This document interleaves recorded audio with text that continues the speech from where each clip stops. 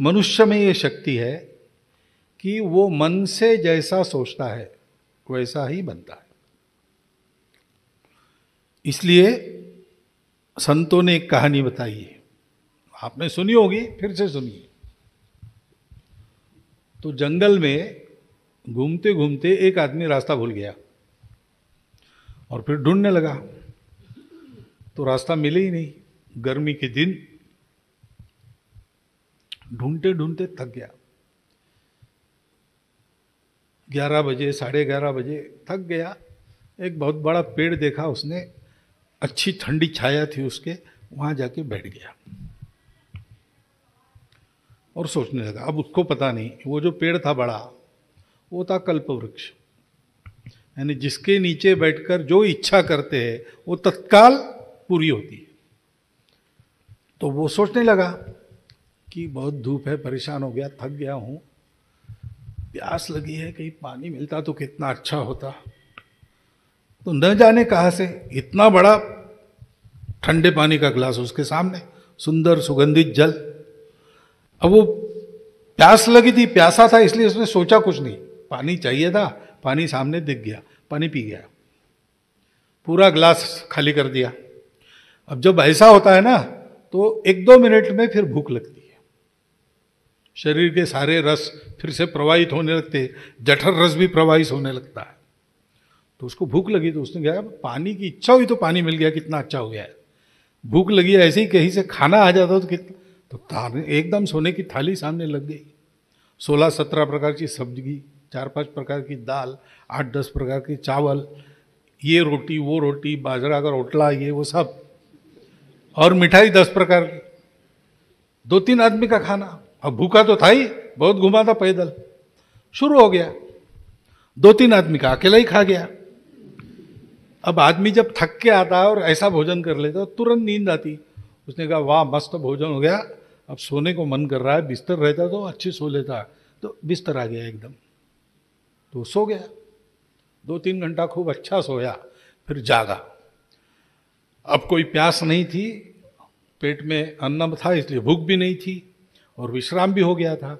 ऐसा आदमी फिर विचार करता है, तो सोचने लगा कि पानी मन में आया, सामने आ गया, भूख लगी, भोजन आ गया, नींद आई, बिस्तर आ गया, यहां है तो नहीं कोई, गांव भी नहीं है आसपास, कोई आता जाता भी नहीं है, घना जंगल है, यहां कोई भूत भूत तो नहीं। मन में भूत आया, सामने खड़ा हो गया भूत, कल्पवृक्ष के नीचे था ना, ऊंचा पूरा, काला गलोटा, लाल लाल आंखें, बड़े बड़े दांत, 2 सींग। तो इसने देखा, अब ऐसा कुछ दिखता है तो लगता है कि वो गुस्से में अपने को ही मारेगा।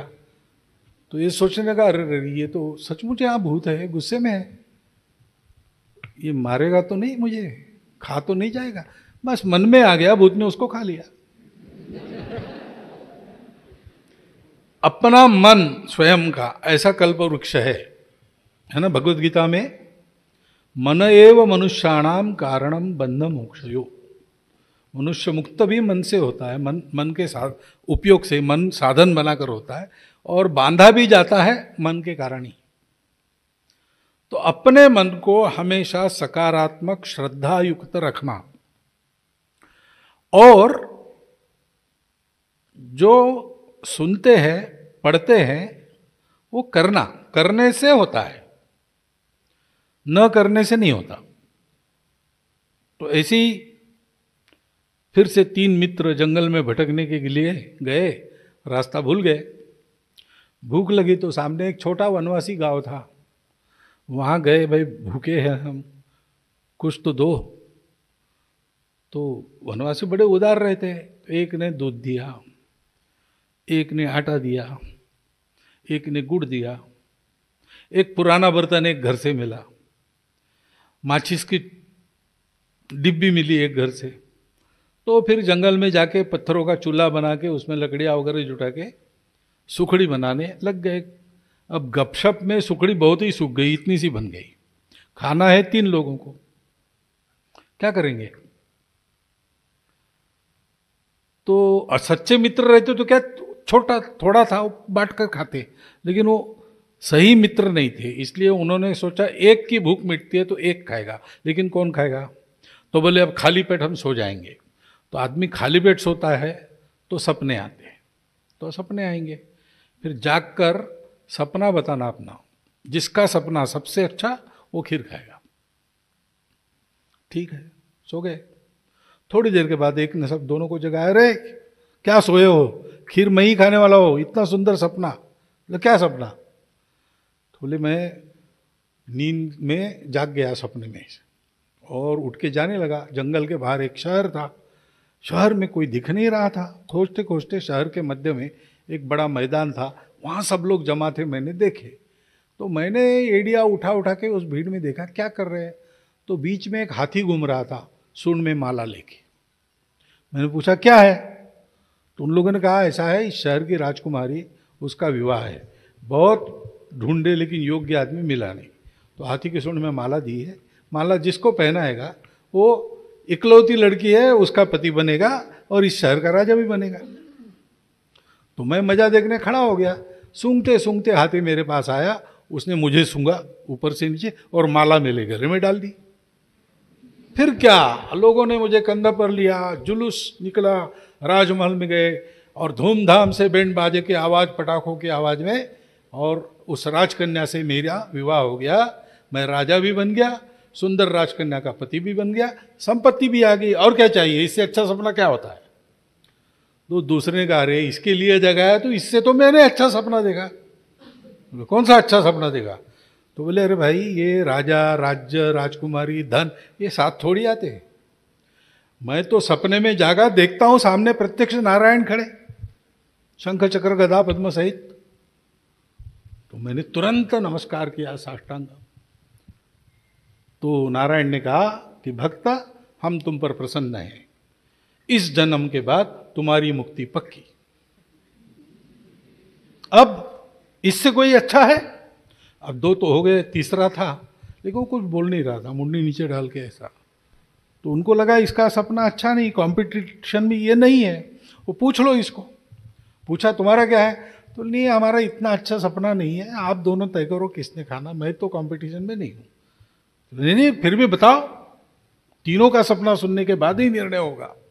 तो अच्छा आप आग्रह कर रहे इसलिए बताता हूँ, फिर मत बता बोलना कि क्यों बताया। मेरे सपने में न राजकुमारी आई न नारायण आए।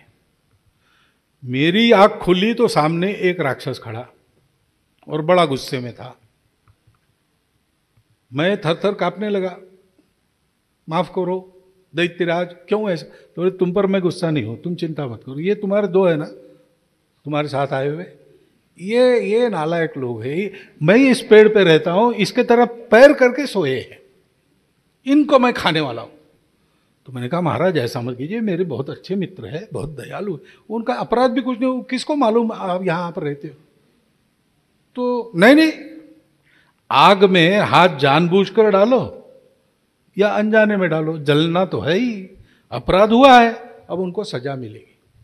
तो मैंने कहा महाराज वो मेरे दोस्त है, तो उनके अपराध की सजा आप मुझे दीजिए, मैं मेरे दोस्तों के लिए मरने के लिए तैयार हूं।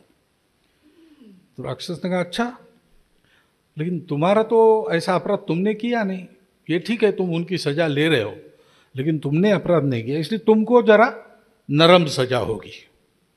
फिर राक्षस ने इधर उधर कहा, पूछा उनके बर्तन में क्या है?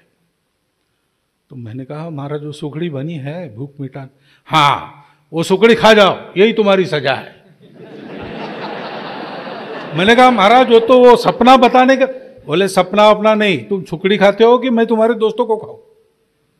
तो क्या करता, आपको बचाने के लिए मुझे सुखड़ी खाने पड़ी। तो दोनों दौड़ के वो बर्तन खोलते तो सुखड़ी गायब। अरे भाई हमको बुलाया क्यों नहीं? तीनों मिलके उस राक्षस को भगा देते। तो मैं कितने आवाज दिए, लेकिन तुम्हारे तो विवाह का बैंड बाजा बज रहा था, तुमको सुनाई नहीं दिया होगा। और इनके सामने नारायण प्रत्यक्ष खड़े थे, ये क्यों इधर उधर देखने, अकेला ही पड़ गया मैं। मतलब क्या है, ये सारी बातें जो है सुनने को अच्छा लगता है, पूछने को अच्छा लगता है, करना महत्व की बात है। जो अच्छा सोचते हो वो करना प्रारंभ करो तो जीवन बन जाएगा, करने से होगा। भारत की सेवा करना शुरू करो, हो जाएगा। थोड़ी इधर उधर गलती, राह भटक गई तो फिर से रास्ते पर आ जाओगे। करते करते सब होता है। अच्छे भाव से, श्रद्धा से, सकारात्मक बुद्धि से करो। जो सुनते हो करके देखो, सब ठीक हो जाएगा। ऐसी 2 कहानियां मैंने सुनी थी, वो मैंने बताई।